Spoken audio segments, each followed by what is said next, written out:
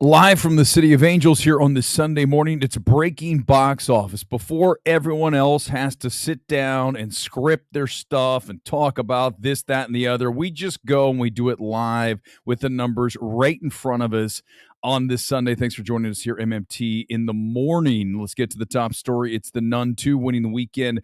Here's the good news. It did very well with its overseas and domestic launch, but it's still down domestically almost 40% from the first. Let's go to the details from Warner Brothers. Specifically, I know you guys love this. The city by city breakdown. Who won the NUN 2 battle for most cash? Opening weekend, 32.6 million. Again, down roughly 40% from the first one. The first one over 50 million. That was an absolute phenomenon back in, what was that, 18? So 5 years ago. Still, this film will be profitable. We'll discuss in a moment. Domestic highlights. 36% of the business came from PLF, right? The premium large format screens, again, doing the numbers. We need more of these, from IMAX to Dolby, RPX, 4DX, whatever it is that you go and support on the premium screens. We need more of those. CinemaScore bad, C+, even though this is horror. So for that, it's like average, okay? I'm surprised because I saw the film. I don't think it's great. Go check out my reaction stream to that either on Thursday or the short one right out of theater.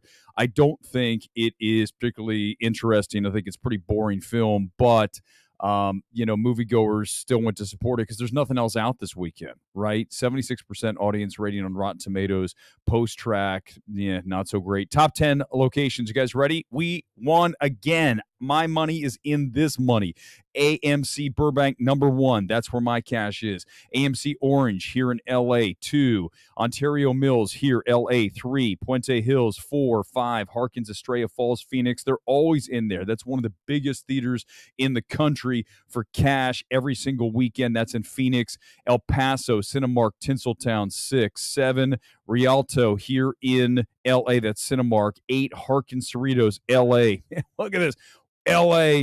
What I tell you guys, I mean, I'm here in Los Angeles, and we are the number 1 movie-going city, metropolitan area in the universe, okay? Number 9, Mesquite in Dallas. That's AMC. And The Grove, yes, another AMC property here in LA. Top 10 DMA markets are LA. Of course, they have like virtually every screen in the top 10. New York, 2, Dallas, Houston, San Francisco, Chicago, Phoenix, Toronto, Atlanta, and Philadelphia. Okay, let's go to the worldwide numbers. Switch the tab. We go here. We get an $85.3 million debut. And that is impressive because you guys know what the budget on this was? Roughly 40. Let's call it 40, okay? So on the conservative side, it needs to double its budget to make profit. So right now, we're already 5.3 over double, right? If at a $40 million budget, we're at 85.3. That's after just opening weekend. And with nothing else coming out, even though the movie is mid at best, that's being generous, then you're still going to end up with a nice profit. It's why they make these movies, why the Conjuring universe has been so financially successful for Warner Brothers. Another number 1 film for Warner Brothers this year. They've had an amazing year. Just start with Barbie, right? That alone now at $1.4 billion worldwide. Absolutely mind-boggling, right? I mean, we thought it hit $1 billion. Now we're almost at $1.5 billion for that film. Oppenheimer is at $891 million, and that is a global total. It is not going to get to $1 billion. It'll get over 900, maybe to 925. I anticipate Universal releasing this film early next year in January, because that's when the Oscar nominations go out.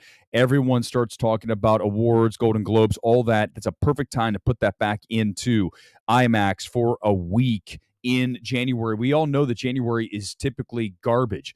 It is a dump month, just like August, and I would argue even this month when we have the Nun 2 and My Big Fat Greek Wedding 3 and things like that. It's just not compelling for most moviegoers. Not you and me. We go to see everything. I mean, at least I try to, except for I'm not going to see Greek Wedding 3. I didn't see the other 2. I sure as hell am not going to go see number 3. Also, Equalizer 3, over 100 million worldwide. just little sleeper hit for Sony. You wonder why they made a third one? Because it's at 107 million worldwide, and it keeps climbing, so it's going to be profitable for them. Even though the budget on that was fairly high, because of course Denzel Washington commands a massive salary. That alone already puts you down 20, 30 million right there, just his salary alone. Then you have to go overseas, shoot that film in Italy, and that's why you have a bigger budget than you anticipate. Let's talk about Jawan. This is a film I'm going to see today, and I know a lot of you are excited about this film, and it is interesting to me because I don't know anything about it. Right, I'm familiar, obviously, with RRR and how that film did as a worldwide phenomenon in and of itself. And you look at the number here domestically at 7.5 million for the 4-day. It opened on Wednesday, so 3-day was 6.2. The average per screen location is 7,616. That is very close to the NUN at 8745. So it's a very strong, per screen average. And I know a lot of you are saying it's at IMAX. For me, it's not. We have the NUN clogging up IMAX here at Burbank, which is kind of crazy because Burbank is the cinephile theater here. It's where everyone goes from Hollywood, from the Valley. Everyone goes there. It's the number one theater, as you saw, in the entire country. And I'm really surprised they don't have Jawan up at least at 1 or 2 screenings in IMAX. They have none. I've got to see it on a regular screen this afternoon. We'll discuss that tonight on MMT, the Sunday Night Spectacular. Let's go through the top 10. NUN 2, number 1. Equalizer 3, number 2, down 65%. Now with 61 million here in the States. My Big Fat Greek Wedding 3, 10 million, but the average was only 2740. That is not good, right? We just talked about the average for the NUN being 87. So you're looking at roughly a fourth, somewhere around that number of the people went to go see Wedding 3 as far as per screen average. Jawan there at number 4, very impressive, and only in 813 locations too. So that's why that is equally as impressive. It's got a small theater count. Barbie now at 620 million here and 1.4 billion worldwide. Blue Beetle 63.7 million domestic. It's just not a great number, right? I mean, yeah, a lot of people are like, well, that's better than it would have done on Max. Well, of course, yeah, that I can't argue that, but it's also not impressive. Gran Turismo, what a disappointment. You guys let this film down. I'm going to talk about this tonight. You're to blame.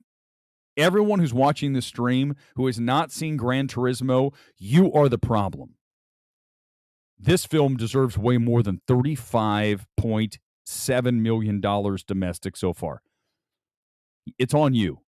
It's very entertaining. It's fun. That's poorly marketed by Sony. The trailer's not good. But the movie is very strong for what it is. That's how we evaluate every film. What's the film trying to do? Does it do it well? That's it. That's how we evaluate films. And we talk about a film in number 10. We'll get to in a second. I'm going to talk about it. Talk about a film that doesn't do what it's trying to do well. Bottoms. It's supposed to be a comedy. Bottoms? I had the least fun of any film. It's really close with Beau is Afraid.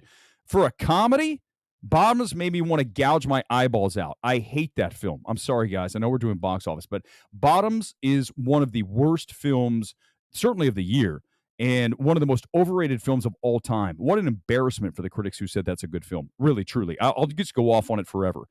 Because anytime you have a dude kicking a woman in the face, she's on the ground, right, in the gym. You guys, trust me, if you haven't seen it, don't see it.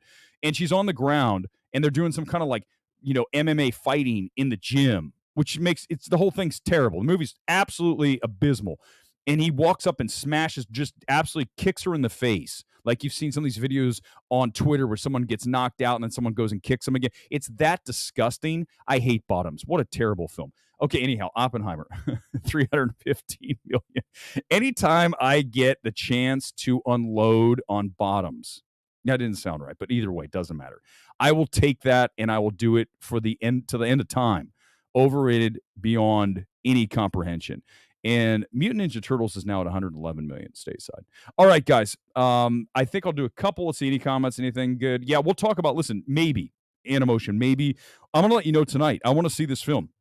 Very curious as to what this has to offer. I know it is very ambitious, which, of course, I like, versus something like the NUN 2 I just sat through, or, God forbid, I ever have to think about Bottoms again. You guys, I don't want to do it.